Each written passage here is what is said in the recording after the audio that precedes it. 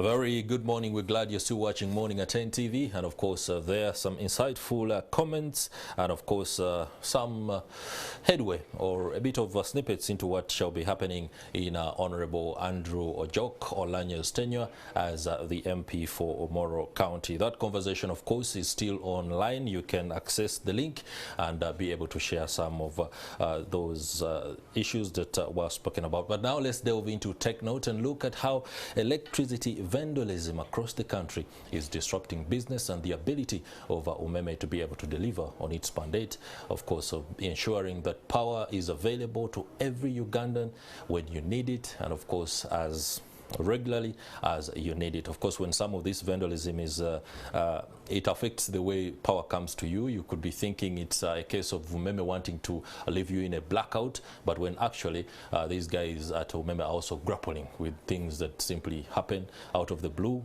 Bah! Pylons are broken, and of course they have to quickly go and deal with that. And joining us to talk about that is the head of communications and marketing at Umeme, Peter Kauju. Many thanks for making time. A very good morning. Very good morning to you. Glad to see you again. I last saw you when you were the honcho at KCCA. Things must be good at Umeme. Yeah, thank you. It is still service, you know. Still service. Yeah, still service. But we're happy to be here and to be talking electricity. The fact of the matter is that where there is electricity as a service, you see there is a difference in the way people live. Because even coming here this morning, if I had not ironed, I would have a creased shirt and and all that. And there are people whose livelihoods actually depend on electricity.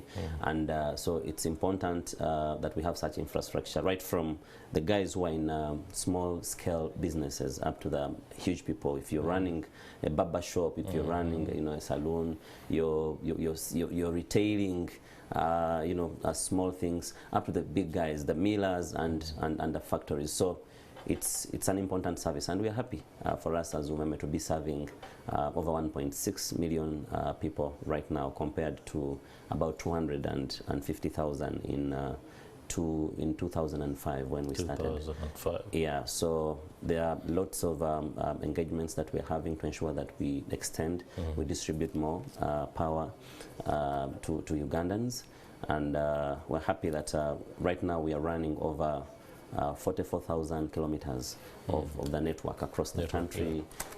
We have been able to also install over 14,000 transformers across the country. So literally speaking, you have over 1 million electricity poles that you're taking care of. Wow. And so this is a long stretch. And so talking about vandalism, as you have clearly indicated, we are pushing to ensure that this can actually be a collective fight. Yeah, this infrastructure exists to serve you and me.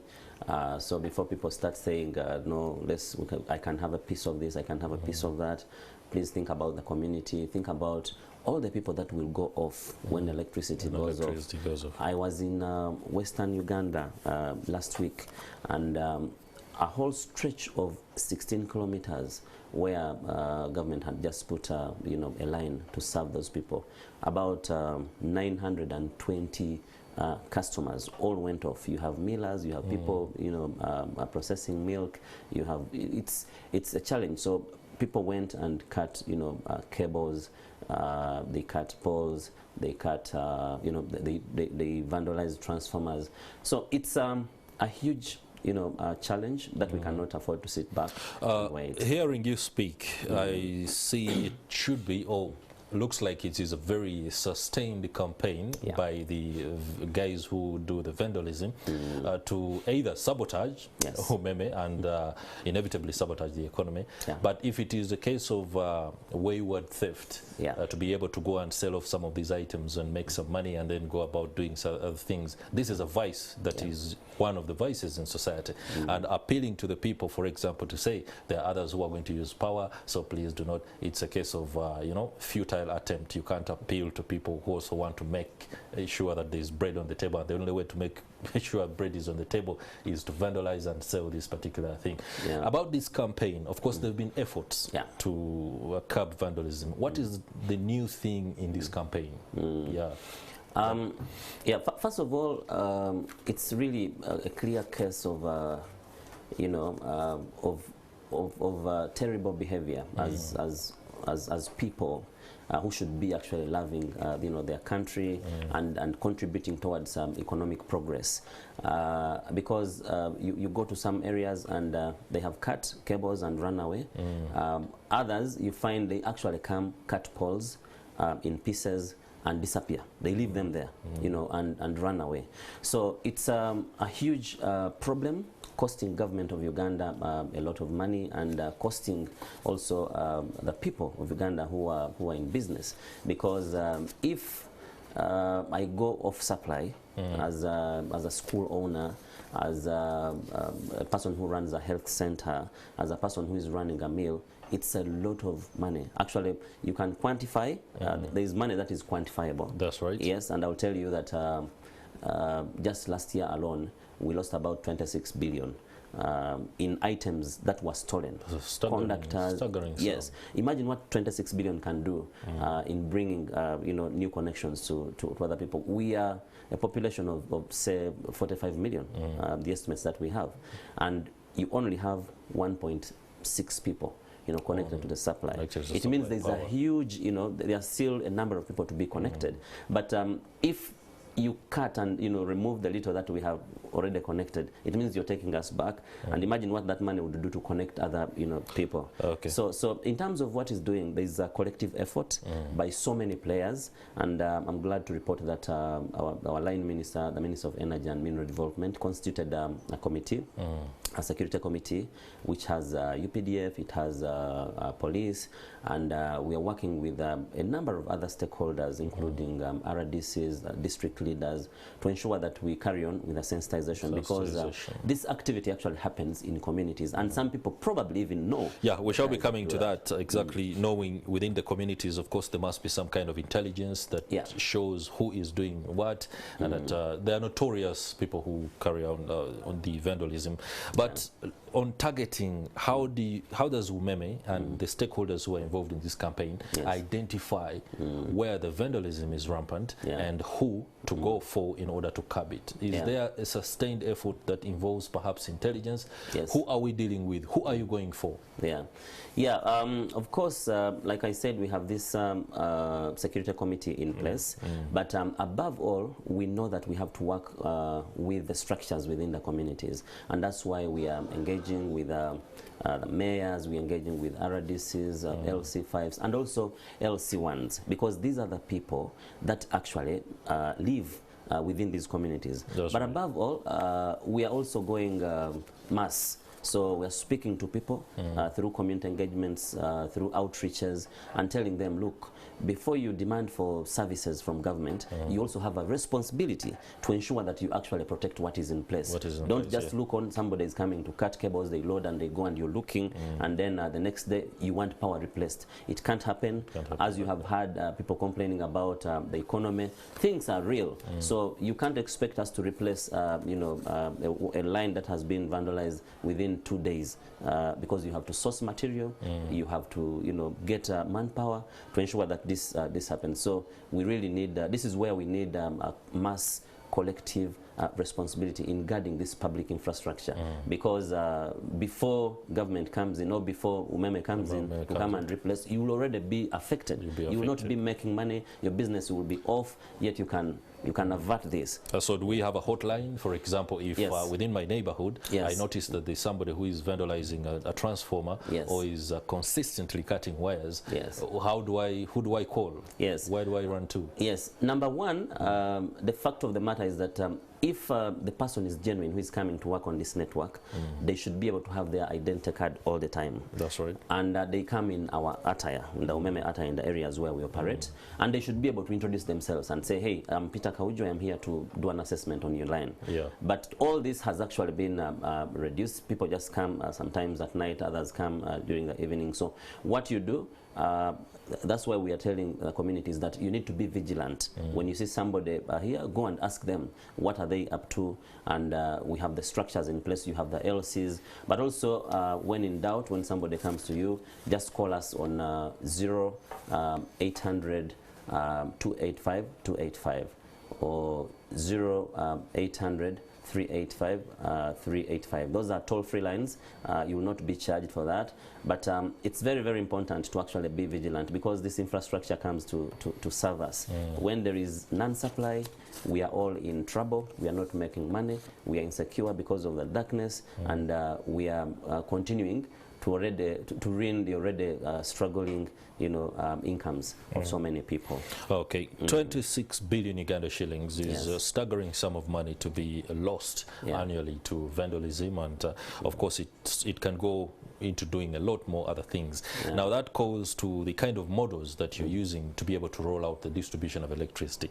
If, for example, there is a sustained trend of theft and vandalism of pylons, any other material, could there be a shift in strategy, for example, to say, could we use materials that are not attractive to some of these guys, materials that they cannot steal and sell? I don't know whether there's something like a new strategy or a model to ensure that rolls out. I'll tell you that there's so many things that happen in Uganda, and you're like, no, we need to do better. Sometimes you look at something and you think it's not valuable, but somebody will come. I mean, vandalism happens actually across the board. You move in the city and you find they've taken manhole covers. These are concrete, and some are plastic. They come and carry them. You move on several roads. Actually, I keep using the roads from Mukono to Njeru in Jinja. It's literally a new road, but all the signage that was put there has actually gone away. So technology evolves. That's very true, and we're trying to look into a number of other options that we can use. But as of now, we still use those conductors. We need them. We still need the poles that we have, and those are the ones that we're using, and we're still using the transformers that we have. But we also, we're not sitting back. We're innovating and trying to see what can we change so that we can curb this. But the most important thing, I think, for us to do as a nation is to actually remind people that it's important to guard public infrastructure, because it is our money. When you go to the shop to buy sugar, to buy soap or anything, there is a component on that money called tax.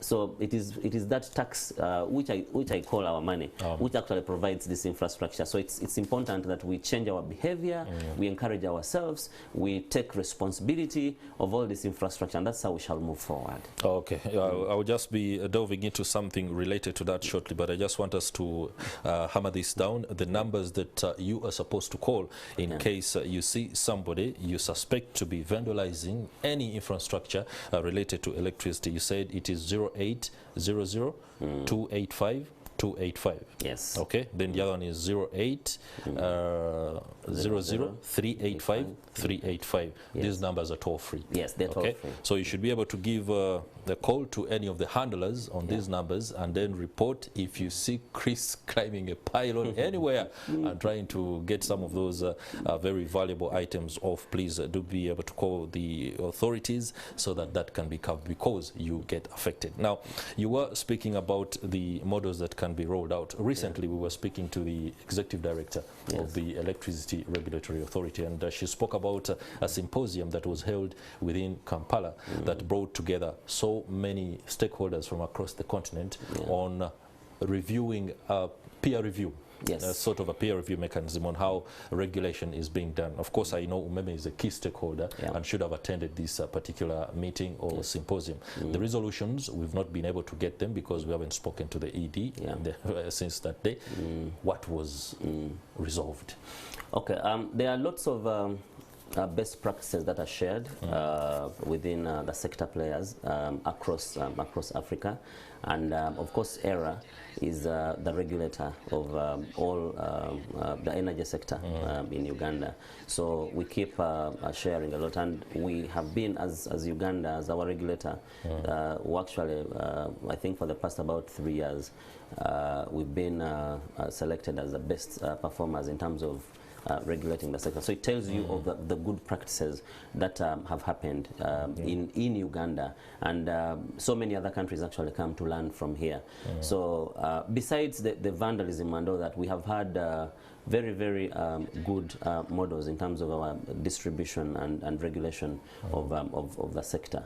So what is happening is that I know that government is actually pushing for increased access for electricity across the country. We want to grow these numbers, because when you grow these numbers, you actually have many people now on the grid. They're able to use electricity, to generate income, and so the efforts are actually geared towards that and ensuring that actually we push the agenda of access to clean energy in the country. So that's the direction that you're taking. Okay, as we enter the final bend of the discussion, allow me ask, I may appear like I'm promoting vandalism, but what are some of the items that are usually sought after by some of the thieves and wayward individuals? So that if I see it somewhere, somebody vending it, I can know this is stolen. Yeah, certainly you can't be promoting vandalism because you're a very responsible Ugandan. But what mostly is vandalized are the conductors, what we call the cables, the lines, the copper wires that you see, running across poles. Those ones are very, very popular when it comes to vandalism. And they also vandalize transformers for oil. We are told that those vandals know what they use that oil for, but it's terrible, because health experts are already warning us that when people use that, when people pick that oil, it most likely ends up on the streets. Guys that make chips on the streets, that roast, chapati, and so they say when they put a drop of that oil into what they use, it doesn't run out fast, but it's a health problem, and health experts are actually linking it to cancer. Yeah, so we need to be very, very careful.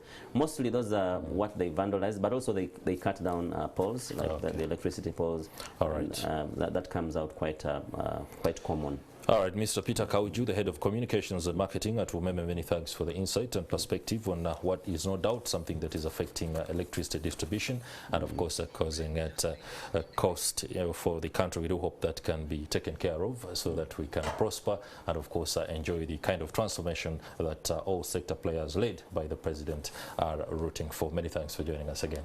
Thank you very much, Chris. Yes, and that is Peter Kauju, the Head of Communications and Marketing at Umeme. Of course, they're speaking to us now. The pilgrimage, of course, the processions from across the country heading to Namugongo ahead of the 3rd June celebration of Martyrs' Day, of course, are being. Our correspondents are in the